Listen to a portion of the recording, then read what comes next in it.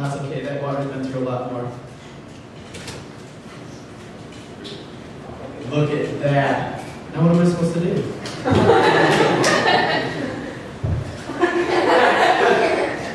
I'm just going to have to do that every single week. It kind of gets me in the mode here. So, does anybody know what we're talking about this week? None of the drama team can answer. Yes? Accountability. Oh, absolutely. You were very smart. I can tell. You know why? Because it's up on the screen. Now, I'm just wondering, why were there only 3 hands that went up for that? Can I ask that? Why did only 3? Yes? Because the 3 people that raised their hands are awesome. Absolutely. You're awesome. You're awesome. And was it you that raised your hand, or did you just sit there looking at me with a blank stare? Okay, awesome. So, anyways, oh yeah, the other thing that broke too, we had the live stream that was going, we had people that were actually watching on this, and then it just died. Somebody's like, oh, they're gonna do it.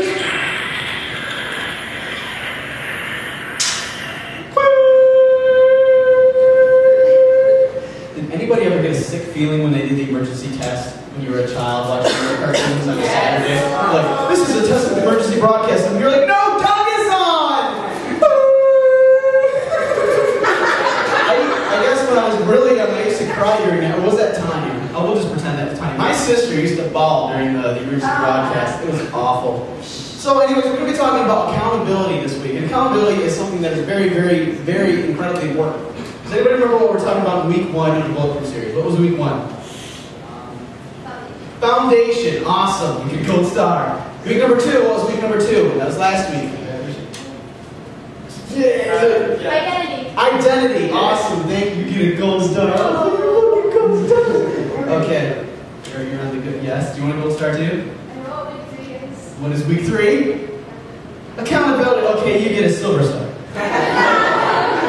But accountability is very, very crucial in everybody's life, because the first week we talked about foundation, about what is your life going to be built off of, because that is the structure where everything in your life is going to be built off of. So it has to be solid, has to be strong, has to be able to stand up to the test of life. All right, very, very important. Then the week after that, we talked about identity, learning who you are, because without identity, how are you going to know what type of structure you are going to build? It's like building without blueprints. You just build randomly without any purpose, without any goal, and you would have no idea what you're doing.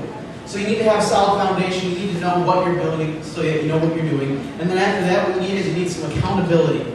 Okay? Does anybody in here have a job? I know you have a job. Does anybody have a job in here? Okay, in your jobs, do you have supervisors? Do you have a boss? Yes. Yes, you probably have a few different levels. Yeah, you have a few different bosses there. Okay, what is the purpose of a boss or a supervisor, Nate? To beat the crap out of you or annoy the crap out of you? You know they're watching now, right? I'm just kidding. No, the purpose of a supervisor or a boss is to kind of keep an eye on things and make sure that things are working properly at that job location. It's like over at McDonald's, what they do is they make sure that you're not putting your hands in the oil, the hot oil. It's like, that is a no-no. You don't do that. Hold on, Nate. So, then, okay, let's look at a different situation, okay?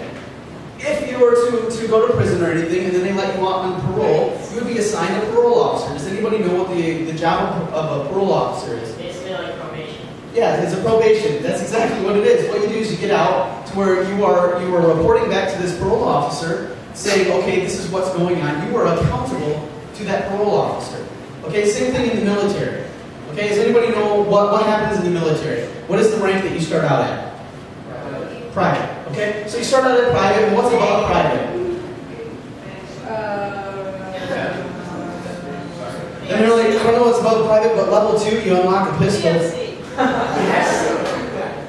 No, there are different ranks that are above you, and what those ranks are is that those are people that are put in charge of you, people that have experience and know what they're doing. They've been there generally longer, proven themselves. They're put in charge over you to make sure that you are kept safe and that things go the way that they're supposed to, right? They're the ones that are telling you what to do, and that's the exact same thing what happens in a job situation. They're put over you generally because they've been there longer, they know what's going on, and they will tell you what to do so that things happen the way that they should. Are you guys following me on this? Now what a lot of us want is we want to have a life where there's no accountability. Wouldn't that just be awesome? It's like you can do whatever you want without having to answer to anybody. Wouldn't that just be a great life right there? You would think, I mean, it's like awesome. It's like you can do anything you want. I can go over here, I can slap Nate upside the head right there, and I wouldn't have to answer to anybody. You have to answer me. I wouldn't have to answer you because there's no accountability in my world, buddy. Welcome to my world. So, then what I can do is I can go streaking! Yeah, I can go streaking if I wanted to. No accountability for that. I wouldn't have to answer to anybody who's like,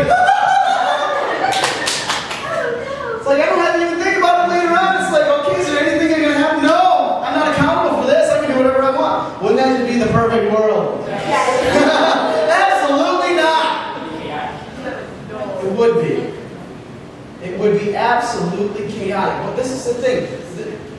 This message is being pushed towards you guys right now, of where it's like, you don't answer to anybody. You're your own boss. I know this line right now is like, if a friend ever tries to come over and correct you on anything, it's like, this. Tell me if you raise your hand if you've ever used this one.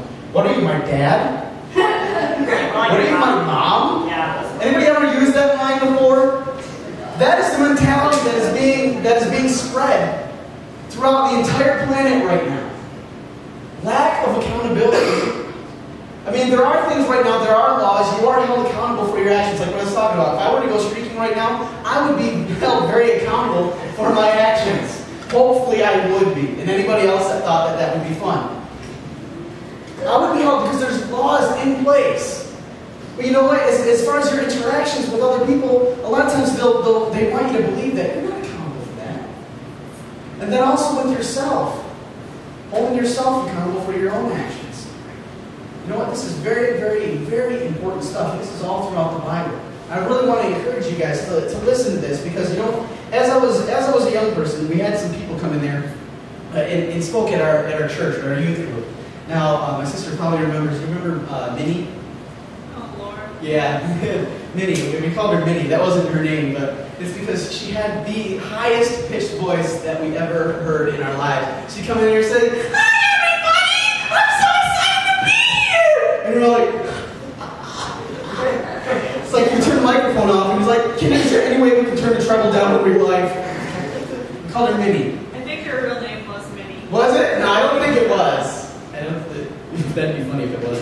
But anyways, I remember this stuck out in my mind throughout my entire life. I mean, even with how piercing her voice was, it got through to me. Maybe I should start talking in a loud, piercing voice, and then you guys can catch everything they say.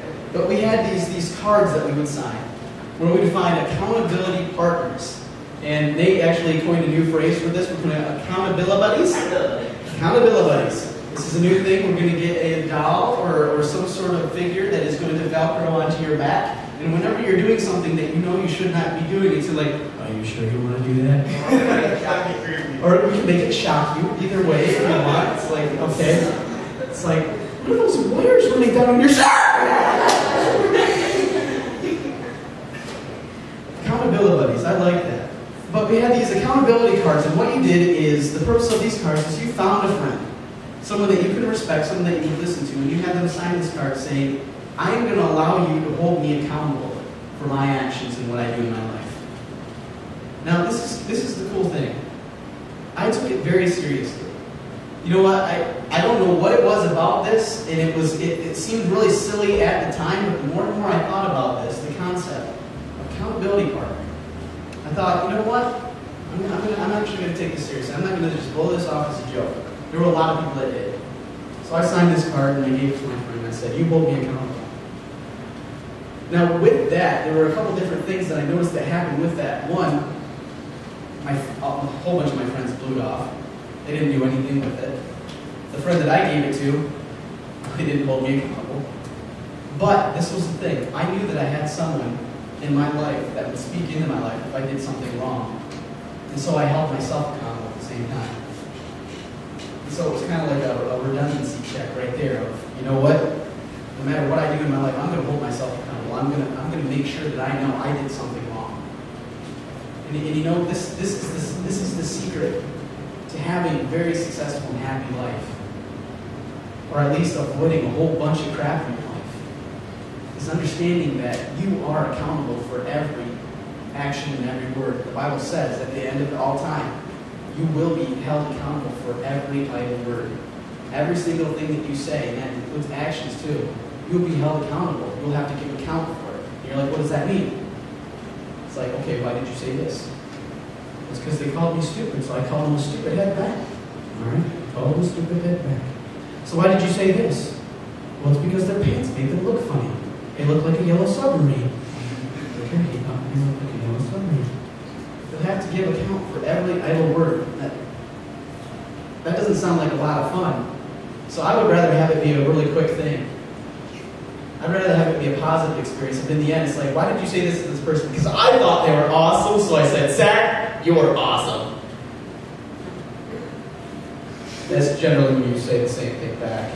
You're awesome. Thank you. You're calling this out. I appreciate that.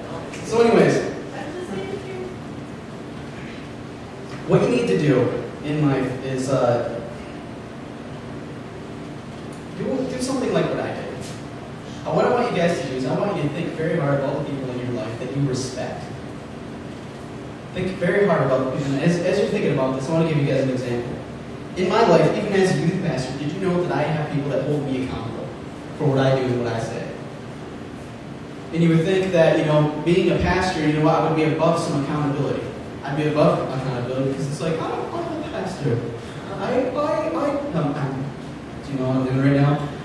It's terrible. I'm turning into my father. Isn't this awful? It's like, that's something that you would do. You'd be like, and it's just, I need to put a little more material extra.